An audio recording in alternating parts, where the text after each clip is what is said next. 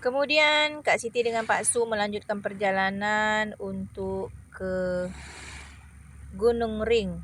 Inilah yang Kak Siti ceritakan tadi, nak pergi ke Gunung Ring. Perjalanannya cukuplah lumayan jauh. Kemudian kami pun melalui tempat Pak Su bekerja dulu, tempat Pak Su bertugas dulu semasa dalam askar, bertugas di Batu Melintang selama 2 tahun. Dan ni Pak Su lah ni yang suruh ambil video dia bilang. Mengingatkan masa-masa dia dululah. Jadi Kak Siti pun ambil lah kan. Untuk menyenangkan hati Pak Su, biar dia tak penat memandu.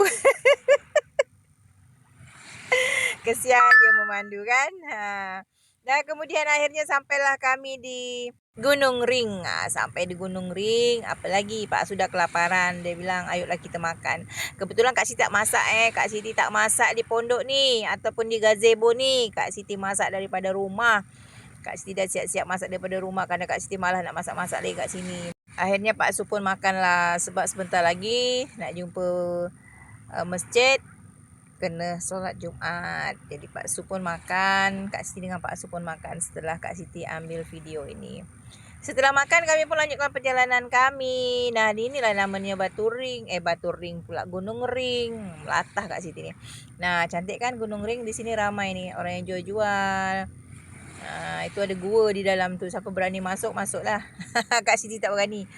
Ramai orang yang jualan makanan dan minuman di sini. Macam-macam makanan pun ada.